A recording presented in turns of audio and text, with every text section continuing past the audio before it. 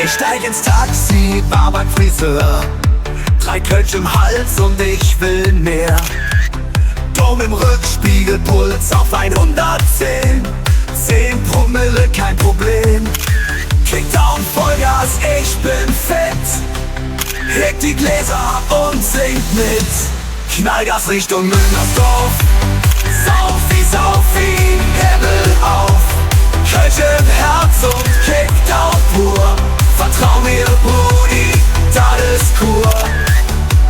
Knallgas Richtung Müngersdorf. Die Südkurve wird heut scharf. Sirene kommt und keiner pennt. Schatzi, mach mir Platz im Zelt.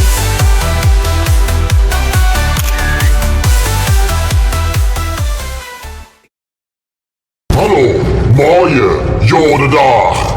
Und damit herzlich willkommen auf meinem kleinen, bescheidenen Kanal. Ich bin der Leo, schön, dass ihr eingeschaltet habt. Und es ist soweit, liebe Freunde. Das letzte Saisonspiel steht an.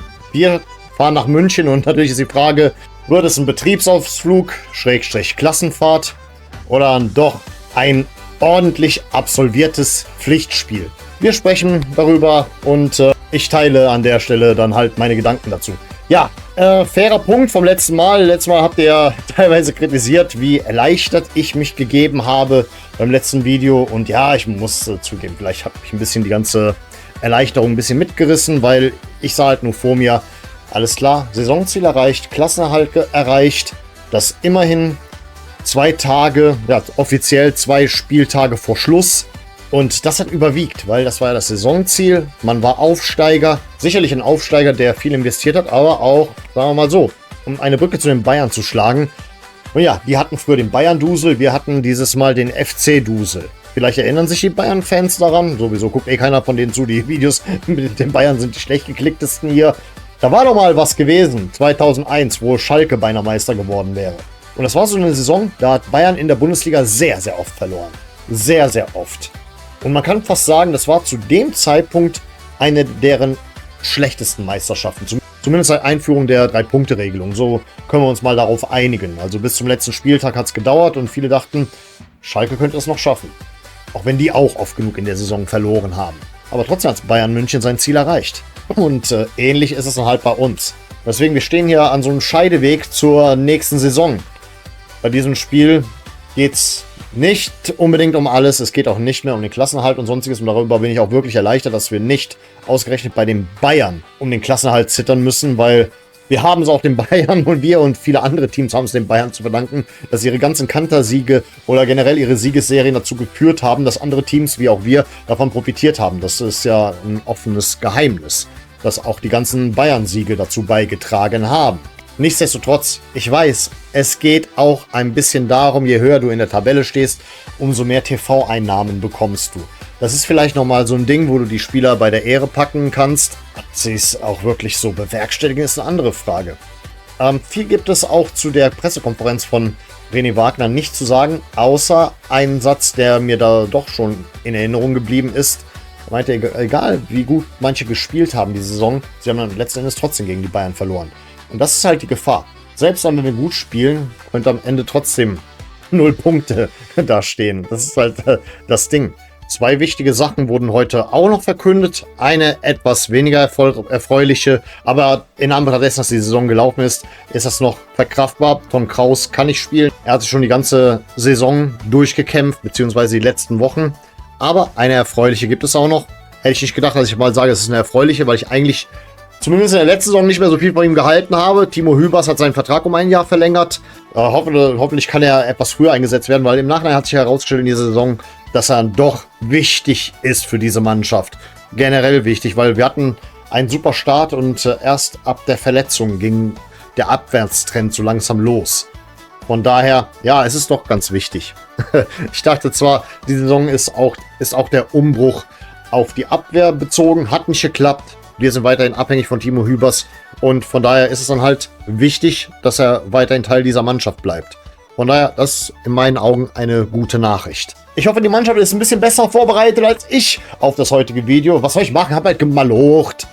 Ich habe gestern ziemlich bodenlose Arbeitszeiten gehabt, heute auch. Deswegen, ich habe mich diesmal nicht vorbereitet, weil auch bei mir steht etwas anderes im Fokus und das ist mein Saisonfazit. Das wird ein etwas längeres Video. Ich möchte jetzt nicht zu viel Qualität versprechen, aber ich gebe mir Mühe.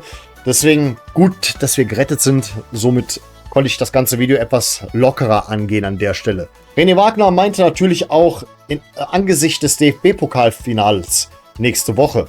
Kann es natürlich auch sein, dass sie trotzdem noch mal alles geben möchten, also die Bayern, um halt schon mal in den Flow zu kommen für das anstehende Pokalfinale. Ich persönlich hoffe es eher das Gegenteil, dass sie ihre Kräfte schonen. Aber ich kann ehrlich gesagt gar nicht prognostizieren, wie dieses Spiel am Ende ausgehen wird. Ich habe auch dieses Mal euch nicht dazu aufgerufen, zu tippen. Und ich selber werde auch keinen Tipp abgeben. Das hat nichts unbedingt mit dem Spiel zu tun, sondern schaut bitte unter meinen Beiträgen.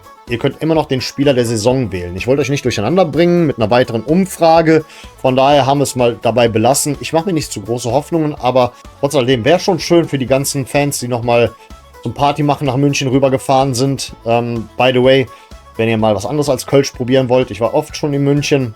Augustiner Edelstoff, mein persönlicher Favorit. Nicht einfach nur das grüne Augustiner, holt euch das blau-goldene Augustiner. Und wo wir schon bei Gossip sind, ja, heute reden wir mal ein bisschen mehr über die Bayern an der Stelle. Neuerdings tragen die Spieler so T-Shirts mit einem Kakadu und das ist irgendwie basierend auf irgendeiner Porzellanfigur, die sie aus einem Münchner Restaurant bei einer Meisterschaftsfeier entwendet haben. Und indirekt ist es sowas wie das Teammaskottchen geworden. Ich muss sagen, ich fand es damals schon ein bisschen traurig, dass sie den Batzi abgeschafft haben als Maskottchen. Ja, das sah nicht cool aus, aber es hatte sowas Provokantes. Und die Bayern sind ja an und für sich polarisierend. Und provokant hat besser gepasst als dieser Scheißbär. Weil der ist so generisch. Leo, du hast gerade erstaunlich lange über einen Kakadu gesprochen. Ja, und Victor, wo ist das Problem? Wollen wir uns vielleicht wieder auf das Spiel konzentrieren? Ja, aber meine Zuschauer mögen auch hin und wieder ein bisschen Gossip. Hier steht das Entertainment im Vordergrund und nicht nur irgendwelche Spielanalysen. Ich wollte nur helfen. Alles klar. Ja, wie schon gesagt, wir bemühen uns natürlich darum, uns auf das Sportliche hier und da zu konzentrieren. Aber wie gesagt, die Saison ist gelaufen. Es geht nur noch vielleicht um eine höhere Platzierung. Und da hoffe ich doch, dass die Spieler da ein bisschen bei der Ehre gepackt wurden und nochmal eine kleine fußballerische Gala abliefern möchten. Wobei ich natürlich mir keine Hoffnung auf einen Sieg mache oder ähnliches. Einige Spieler werden verabschiedet, einige Spieler werden vielleicht verabschiedet. Offiziell sind das natürlich, wie ihr schon seit letzter Woche wisst, Dominik Heinz, Florian Kainz und Luca Kilian. Wobei Luca Kilian ist ja in der Reha, deswegen ich hoffe auf Einsätze von Heinz und Kainz. Und ich weiß nicht, vielleicht sehen wir auch das letzte Mal Said El-Mala. Das kann gut sein. Ich habe zwar noch Hoffnung, dass tatsächlich noch so ein Deal über die Bühne kommt, wo er nochmal an uns ausgeliehen wird. Aber ich sage auch ganz ehrlich, Hot Take von einem Kumpel von mir. Also wir reden hier von Christian, den ich schon mal in der Sendung erwähnt hatte. Der meinte, es gibt hier keinen Zugzwang. Ich würde ihn noch ein Jahr da behalten. Wer weiß, ob die Summe auf 100 Millionen hochgeballert werden kann. Und sag ganz ehrlich, Bayern einen Vertrag bis 2030 und in Anbetracht dessen, dass wir ihn brauchen. Klar, ich weiß. Es gibt auch andere Spieler. Aber warum sollen wir immer auf das nächste Talent warten, wenn wir es doch direkt bei uns haben? Lass uns noch ein Jahr hier. Aber gut. Das Ganze können wir nochmal im Saisonfazit besprechen. Ich hoffe jedenfalls, dass die Spieler ein letztes Mal noch das Ganze ernst nehmen und dort nicht irgendwie herumlaufen, als hätten sie einen Kater. Aber das Ding ist, schon bereits in dieser Woche wurde irgendwie die Trainingszeit reduziert und das verheißt nichts Gutes. Fakt ist, das hier ist für einen bestimmten Mann das alles entscheidende Spiel.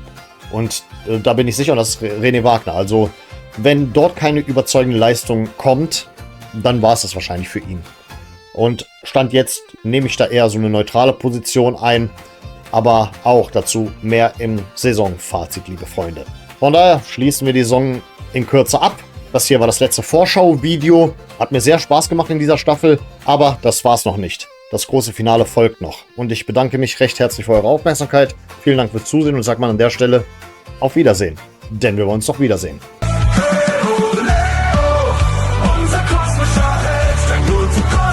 Das Beste der Welt. Trikots total, zusammen bis sie alt.